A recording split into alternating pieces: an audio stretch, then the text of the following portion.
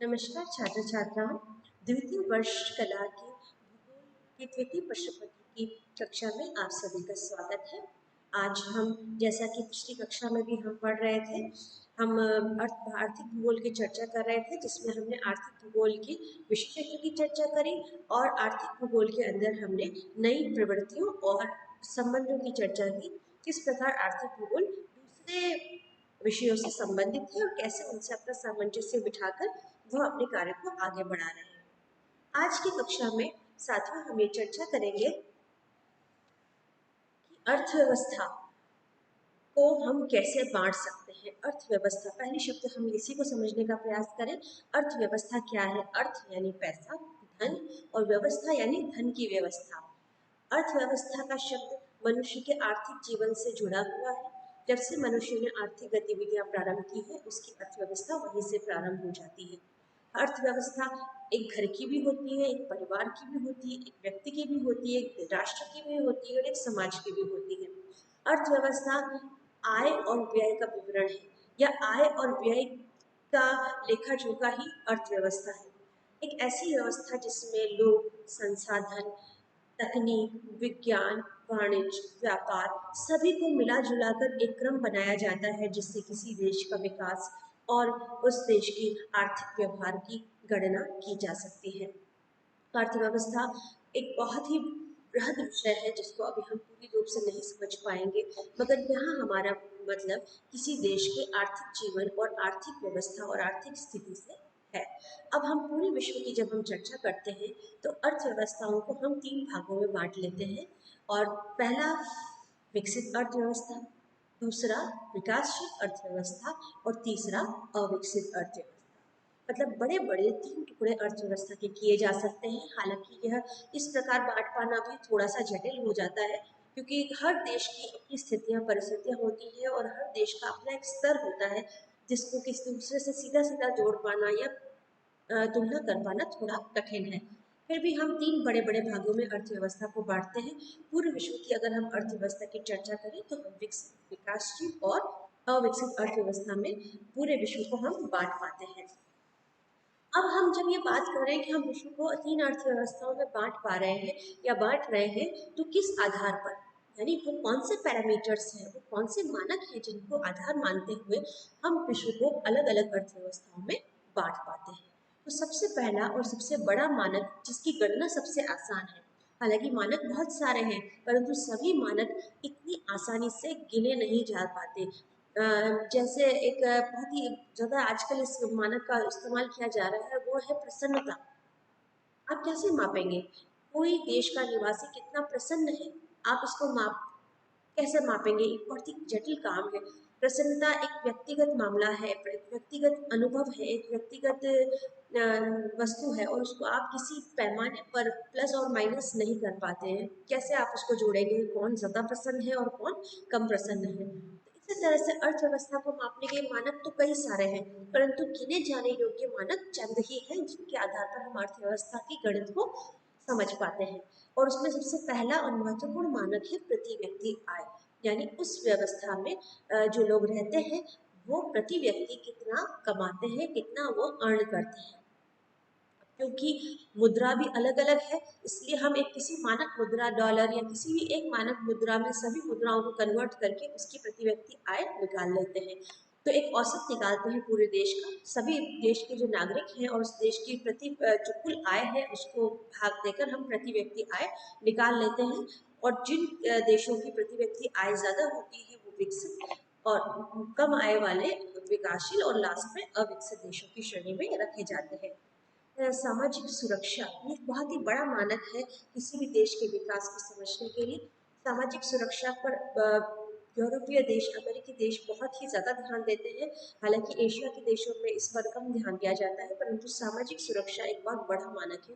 सामाजिक सुरक्षा से हमारा अर्थ है कि उस देश में जो काम करने वाले हैं और काम न करने वाले हैं उनको स्वास्थ्य की सुविधा, दुर्घटना बीमा की सुविधा, दुर्घटना हो जाने पर इलाज की सुविधा, या बुढ़ापे में पेंशन की सुविधा, या कार्यशील न हो पाने पर बेरोजगारी भत्ते की सुविधा, इस प्रकार की जो सुविधाएं हैं जो उनके जीवन को काम न कर पाने की स्थिति के अंदर भी एक निश्चित स्तर तक बनाए रखती है, वह जो चीज़ है उसको हम सामाजिक सुरक्षा कहते हैं। यानी एक समाज के रूप में व्यक्ति कितना सुरक्षित है।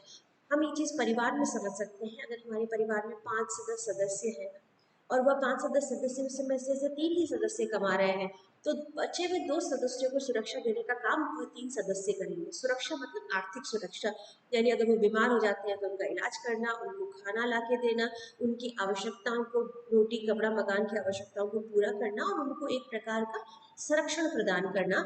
यह काम कौन कर रहा है? वो बचे हुए 3 लोग कर रहे हैं। एक सरकार के अंदर, एक राष्ट्र के अंदर वह लोग जो खुद अर्न नहीं कर पा रहे हैं, किन्हीं कारणों से अभी अपना अर्निंग नहीं कर पा रहे हैं, उन लोगों के जीवन को सुरक्षित करना और उनके हितों और उनकी आवश्यकताओं को ध्यान में रखने का काम सरकार करती है, और यह चीज़ सामाजिक सुरक्षा कहलाती है। जिन देशों में जितनी अधिक अविकसित है, वो उतना ही ज़्यादा अपने नागरिकों को सामाजिक सुरक्षा प्रदान कर पाते हैं। भारत में सबसे अच्छा उदाहरण अगर आप सामाजिक सुरक्षा का देखते हैं तो वो नरेगा है। नरेगा एक प्रकार की सामाजिक सुरक्षा का ही तंत्र है। हालांकि यह आर्थिक रूप से उनको संबल करता है, मगर उसमें साथ साथ में एक सामाजिक सुरक्षा भी प्रदान करता है। उसके अलावा कई सारी छात्रवृत्तियां और कई प्रकार के ऐसे मुख्यमंत्री निःशुल्क जो आपका इलाज है, ये सभी सामाजिक सुरक्षा के अंतर्गत आते हैं। यानी अगर आप नहीं करते हैं तो आप हमेशा कार्ड दिखाकर या अपनी आप बीपीएल कार्ड दिखाकर अपना मुफ्त में इलाज कर सकते हैं, मुफ्त में राशन पा सकते हैं। तो ये सभी सामाजिक सुरक्षा के अंदर आते हैं। जितनी अधिक सामाजिक सुरक्षा है उतना ही वो देश विकसित है। जापान, यूरोपीय देश, भारत, एशिया में तो सबसे अधिक सामाजिक सुरक्षा अगर कहीं है तो वो जापान में है। यूरोपीय लगभग सभी देश बहुत अच्छी सामाजिक सुरक्षा प्रदान करते हैं, विशेषकर पश्चिमी यूरोप के देश, अमेरिका भी करता है, परंतु मध्य अमेरिकी और दक्षिणी अमेरिकी देशों में ऐसी स्थितियाँ नहीं देखी जाती है। आप, ये एक बहुत बड़ा मानक है कि आप सामाजिक सुरक्षा कैसे दे रहे हैं। जीडीपी, ग्रॉस डोमेस्टिक प्रोडक्शन, यानी हमारा देश कुल कितना उत्पादन कर रहा है, ये आर्थिक आंकड़ा है। जीडीपी, प्रति व्यक्ति जीडीपी नापी जाती है कि प्रति व्यक्ति कितना उत्पादन हो रहा है, यानी जो जनता है वो कितनी उत्पादक कार्यों में संलग्न है, क्योंकि विकास तो उत्पादन पर ही होगा। आप अगर कुछ दे पाएंगे तभी हम आगे बढ़ पाएंगे। अगर आप कोई प्रोडक्टिव एक्टिविटी में इन्वॉल्व है, अगर आप कुछ प्रोडक्टिव कर रहे हैं, तो वो कुल विकास के अंदर अपना योगदान देता है। तो प्रोडक्टिव जीडीपी से भी विकास की स्थिति नापी जाती है। उपभोग, उपभोग भी बहुत बड़ा मानक है विकास का। अब किसका उपभोग? उपभोग में 2-4 चीजें हैं जिनके उपभोग को मानव के विकास से जोड़ा जाता है। एक साफ पानी, पानी का उपभोग भी बहुत बड़ा मानक है कि कितना प्रति व्यक्ति जल का उपयोग किया जा रहा है। बिजली, प्रति व्यक्ति बिजली का उपयोग कितना किया जा रहा है, क्योंकि आजकल अधिकतर काम बिजली पर, इलेक्ट्रिसिटी पर किए जाते हैं, और घरेलू बिजली और साथ में व्यावसायिक बिजली का उपयोग जितना ज़्यादा होगा उतना ही वो व्यावसायिक रूप से या आर्थिक रूप से संपन्न राष्ट्र कहलाएगा। तो बिजली का उपयोग बहुत बड़ा मानक है विकास को नापने के लिए, जो आसानी से नापा भी जा सकता है। यहाँ हमारे पास मानक तो बहुत सारे होंगे, मगर जब हम नापने की बात करते हैं तो नापना बहुत सारा मुश्किल हो जाता है। कुछ मानक ऐसे हैं जो बहुत आसानी से नापे जा सकते हैं, जिनमें बिजली भी एक है, पानी का उपयोग भी एक है, मानक है। भूमि का, कई सारे देशों में कृषि भूमि, प्रति व्यक्ति कृषि भूमि कितनी है, कृषि प्रति व्यक्ति औद्योगिक उत्पाद कितना है, इसको भी मापा जाता है। तो ये उपयोग भी एक मानक के रूप में रखा जाता है। एक बहुत बड़ा मानक जो विकास का माना जाता है वो है मानव की आर्थिक क्रियाएं, जिसको हम अगले चैप्टर में समझेंगे। आर्थिक क्रियाओं में हम मानते हैं कि 3 प्रकार की आर्थिक क्रियाएं हैं। प्राथमिक, यानी जो सीधे प्रकृति से जुड़ी हुई है, कृषि, मछली पकड़ना, शिकार करना, आँखें, पशुचारण करना, और एकत्रीकरण करना, मतलब जंगल से फल कंदमूल इकट्ठे करना। ये काम वो है जो सीधे प्रकृति से जुड़े हुए हैं। हालांकि कृषि को अब हम उसमें नहीं रख पाते हैं, क्योंकि कृषि आधुनिकृत हो चुकी है और इसको सीधे प्रकृति से नहीं जोड़ा जाता है। मनुष्य के फर्टिलाइजर, बीज, खाद और सिंचाई इससे जुड़ गई है। फिर भी हम कृषि को एक प्राथमिक आर्थिक क्रिया मानते हैं। द्वितीयक में हम उद्योग धंधे व्यापार को रखते हैं। तृतीयक में हम व्यापार वाणिज्य और सेवाओं को रखते हैं। तो जिन देशों में प्राथमिक व्यवसायों में अधिक लोग जुड़े हुए हैं वो अविकसित, जो द्वितीयक श्रेणी में ज़्यादा जुड़े हैं वो विकासशील, और जो तृतीयक श्रेणी में जहाँ लोग ज़्यादा जुड़े हुए हैं वो विकसित देश माने जाते हैं। यानी जितना ज़्यादा लोग अगर प्राथमिक क्रियाओं से जुड़े हुए हैं, मतलब प्रकृति से सीधा निर्भर है, वह देश उतना ही अविकसित है। और जितने लोग द्वितीय क्रियाओं से ज़्यादा जुड़े हैं वो विकसित होने की पैमाना माना जाता है। मतलब द्वितीयक और तृतीयक कार्यों में जितनी संलग्नता जनता की ज्यादा होगी वह देश उतना ही अधिक विकसित माना जाएगा। तो यह भी एक पैमाना है। विशेषीकरण, विशिष्टीकरण, स्पेशलाइजेशन को बहुत बड़ा पैमाना माना जाता है कि कोई देश कितना स्पेशलाइज्ड है अपने कामों को लेकर, विशेषीकरण कितना उसने प्राप्त कर लिया है। परिवहन की सेवाएं, बंदरगाह की सेवाएं, आयात निर्यात की स्थिति यानी कितना आयात करता है और कितना निर्यात करता है। ट्रेड डेफिसिट जिसे हम कहते हैं यानी व्यापार घाटा कितना कम है, जिसमें मतलब जो देश ज़्यादा निर्यात करता है और कम आयात करता है यानी वो बाहर से अर्निंग ज़्यादा कर रहा है और खर्च कम कर रहा है, तो वो उतना ही ज़्यादा विकसित माना जाता है।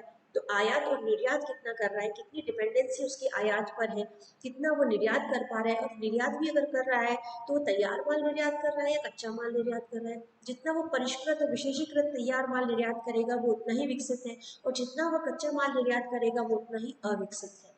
आयात करने में भी अगर वो तैयार माल और विशिष्टीकृत माल को आयात कर रहा है यानी तकनीकी रूप से जो उन्नत चीजें आयात कर रहा है, मतलब कि उसकी अपनी तकनीकी क्षमताएं ज्यादा नहीं है, वह राष्ट्र भी अविकसित की श्रेणी में रखे जाते हैं। तो आयात निर्यात को भी बहुत बड़ा पैमाना माना जाता है। इसके साथ जो प्राकृतिक संसाधन उपलब्ध है उन्हें भी एक विकास का पैमाना माना जाता है, परंतु आज की स्थिति में जब हम व्यापार ग्लोबल विलेज की बात करते हैं तो संसाधन न होने के बावजूद भी तकनीक के विकास के साथ व्यक्ति विकास कर सकता है।